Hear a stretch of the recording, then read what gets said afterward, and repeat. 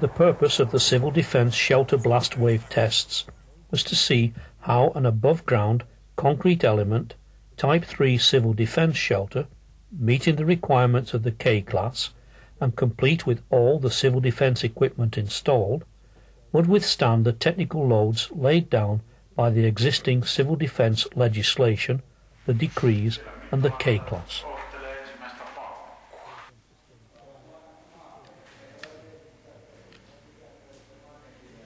The first explosion caused no changes to the outer appearance of the shelter. The internal pressure remained particularly small, minus 1.5 kilopascals. The limit beyond which the eardrum sustains damage is 35 kilopascals. In all the explosions, the wall's vertical seams remained sealed, but some minor distortion could be seen in the roof seams, which did not, however, affect the shelter ceiling. The latch mechanism of the door of the civil defence shelter bent a little, and between the door and the frame there was some slight play. This was an SOK door, that is, a K-class civil defence shelter door and a K-class valve. The S1 and K-class civil defence equipment inside the shelter remained fully functional throughout the explosions.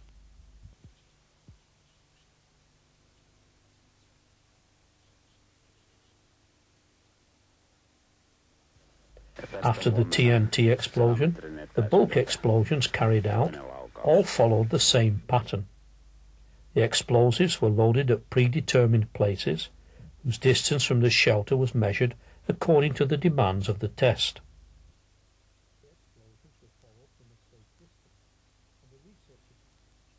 The explosions were followed from a safe distance, and the research equipment was partly in the research bunker, where the researchers could observe it, and partly in the shelter that was the target of the explosions.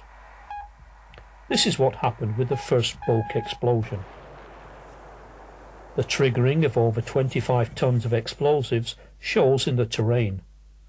The blast crater was impressive.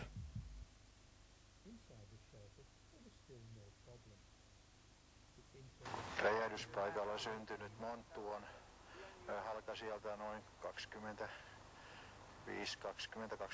metriä, syvyyttä ehkä tuommoinen 5-6 metriä. Kallio on tullut esille ja se on osin hajonnut. Tässä voi kuvitella kyllä, mitä varsinainen tuommoinen pieni ydinase saa aikaisiksi, jos ajatellaan, että maassa räjäytetään, niin kyllä jälki on melkoista. Inside the shelter there was still no problem. The internal pressure change was still only minus 1.3 kilopascals. The overpressure valve, which was barred open, had closed normally and was in working order. Then on to the third explosion. This was the biggest of the whole test series.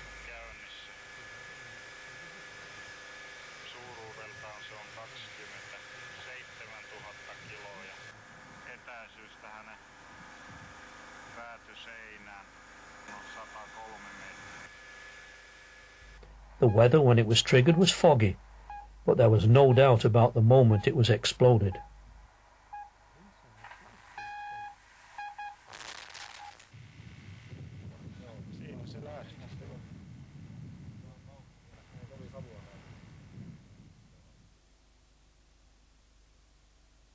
But inside it was still safe. Lähempi tarkastelu sisällä osoittaa, että ei mitään vaurioita, ei ilmanvaihtolaitteissa, ei venttiileissä, eikä rakenteissa. Ovelle ei ole tapahtunut mitään muodonmuutoksia. The last bang of the test series is being prepared. 23.6 tons of explosives would soon be blown up.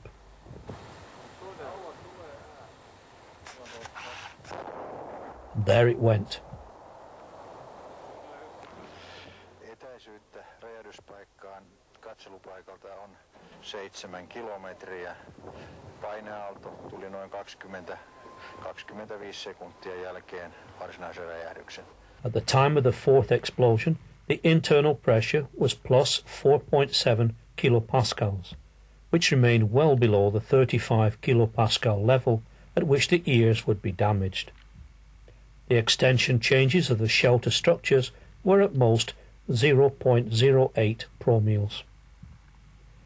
The shelter was already looking ugly, but when people survived such severe explosions, thanks to the high quality and reliability of finished work, then even ugly is beautiful.